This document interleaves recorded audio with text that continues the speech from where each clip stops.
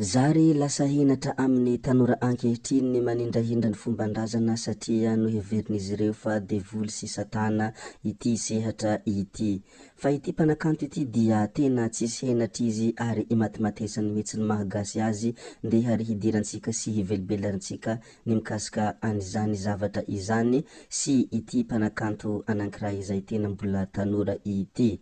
Mialohany hidirantsika amin'ny votoatiny izay tena resaka ataontsika moa dia azadino ny mi-abonné ny chaîne ary anisy like ny video indrindra mametraka ny commentaire satria anahany no mba ahafahantsika mifanakalo hevitra sy mifampizara traikefa ananantsika tsirairay avy.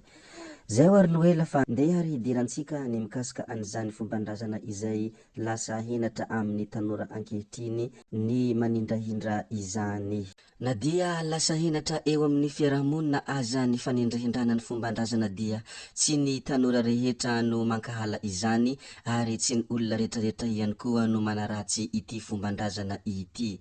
Matetika rehefa mivoaboatra ny tanora anankiray dia manambanimbany ny fomban-drazana, rehefa mihodina ny taona voro-fanahy ny tanora dia miverina indray tsy afa-miala amin'izany kolotsaina maha-malagasy izany, indrindra ny resaka ity razana fanjakana ity. Satria misy zavatra tsy hay toherina ary misy zavatra tsy hay azavaina ary rehefa mihodina ho ahy izany taona izany dia tsy maintsy mitady izany mistery mikasika ny fomban-drazana izany ny tanora izay tsy tia manindrahindra ity maha-malagasy ity.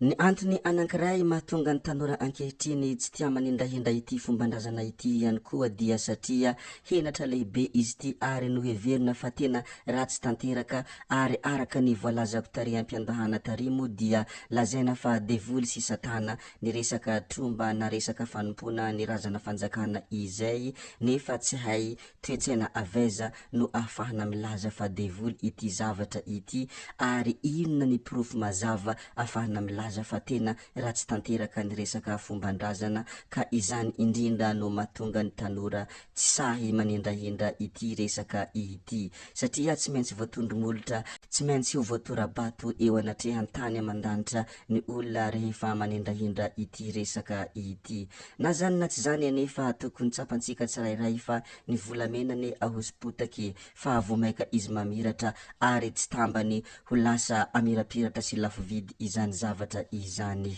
Ary hanotonako kely ny saintsika dia tsarovany fa ny fanahin'ny Mosesy dia nipetraka tamin'olona ary nizarazara tamin'olona maro ny fanahy izay nipetraka tao amin'ny Mosesy. Izany dia midika zava-miafina be ary midika fa tena mistery be fa tokony mba afakifakiantsika kely sy jerijerevantsika kely ary indrindra asiantsika dinika ny mikasika an'izany zavatra izany.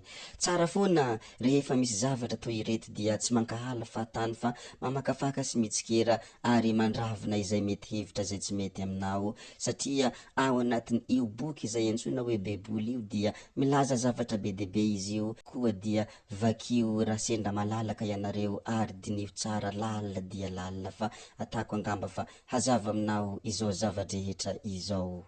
Tsetsatsetsatra moa ireny fa ity mpanakanto anankiray izay tena mbola tanora ity dia tsy menatra izy manindrahindra ny fomban-drazana ary tsy menatra izy no mampiakatra avo ny maha-malagasy azy. Tsy iza moa ity mpanakanto ity fa mpanakanto Zidio.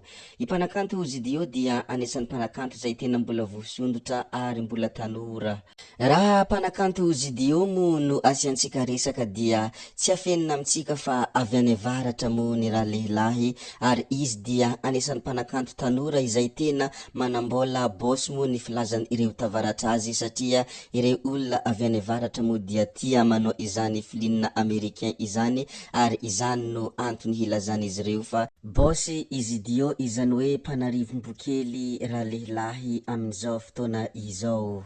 Nefa ny mahafinaritra nefa dia tsy menatra izy ary tsy mikipy maso ny mitondra ny maha-malagasy indrindra moa manindrahindra izany kolotsaina malagasy izany, fantany ary tsapany fa tena tsy tian'ny fiarahamonina maro ny fanomezana lanja ny kolotsaina maha-malagasy nefa tsy ataony mahasaka anazy izany. Ary raha mpanakanto Zidio no resantsika dia azo lazaina fa tena mivoatra ka tena mivoatra izany mpanakanto Zidio izany. izany nefa tsy mahasakana azy ireo fivoarana ireo ny hanimpony ny mahamalagasy azy indrindraindrindra ny hanomezany lanjany izay kolotsaina mahamalagasy izay.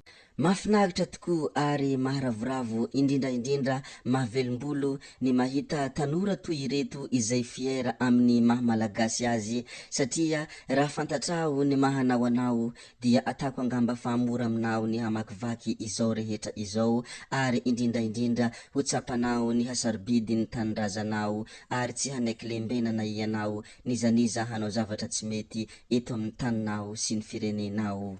Nohony zany dia rarina mafy ary angatahana ho maromaro ny tanora toy ny Zidio indrindra ireo manan-talenta mba havita hanindrahindra izany ny mahamalagasy izany ary tsy nitromba irery ihany fa ny mahamalagasy izay tena mahamalagasy rehetrarehetra na ny kolotsaina izany na ny fomba amam-panao indrindraindrindra ireo soatoavina sy ireo rehetra izay nihentim-paharazana izay tsy nisy na ratsy azy na iray aza dia tokony hindrahindraina sy ampiakarina avo de avo.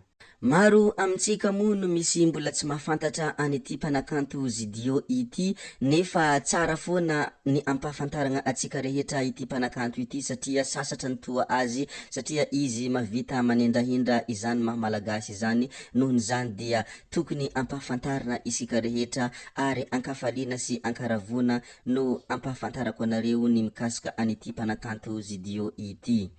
Raha izany mpanakanto Zidio izany dia avy any amin'ny tapany avaratra ary ny province ny Diego no misy azy ao ny province izay misy ny mpanakanto Zidio.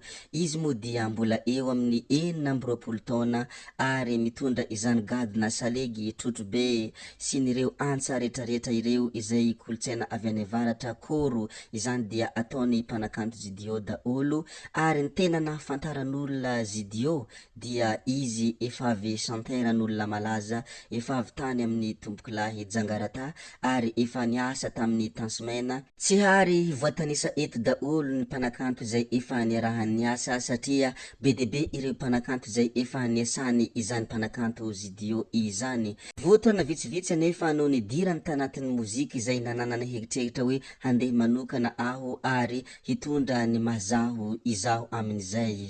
Ary rehefa nandeha irery moa ny mpanakanto Zidio dia efa nanandrana ny tournée ary tena hafapo daolo ny fagitra rehetra izay nandianany izany mpanakanto Zidio izany rehefa nanao izany fampisehoana izany satria efa zadraraha ny rahalehilahy efa chantera moa izy araka izay nolazaiko teny. Nohony zany dia tsy vaovao aminy izany resaka fampilalaovana any amin'ny baliny izany indrindraindrindra ny fanaovana spectacle ihany koa. Ny tena hira nahafantaran'olona ny mpanakanto Zidio dia ny hira izay mitondra lohateny hoe Agnambo Raranga. Afaka jerenareo ato amin'ny YouTube izany na any amin'ny Facebook indrindraindrindra any amin'ny TikTok dia misy izany hirany Zidio izay mitondra ny lohateny hoe Agnambo Raranga. Izany no tena nahafantaran'olona ny mpanakanto Zidio. Izy raha temo araka izay nolazaiko dia chantera. Nohony zany dia raha haka ny mpanakanto Zidio na hiara-iasa amin'ny mpanakanto Zidio aza misalasala fa efa zadraraha izy amin'ny resaka fanaovana live na resaka fanaovana spectacle izany na gala na baliny dia tsy misy tokony atahorana ny amin'ny mpanakanto Zidio fa efa tena matianina sy zadraraha ny rahalehilahy. Zay moa ny mikasika ny mpanakanto Zidio sy mikasika ny fanindrahindrany ny fombandrazana sy ny mahamalagasy azy. Koa dia apetraka atsika hatreo ny mikasika an'izay re tompoko lahy sy tompoko vavy. Koa dia mankasitraka atsika rehetra navitany hainy ny video hatramin'ny farany. Koa dia velomo.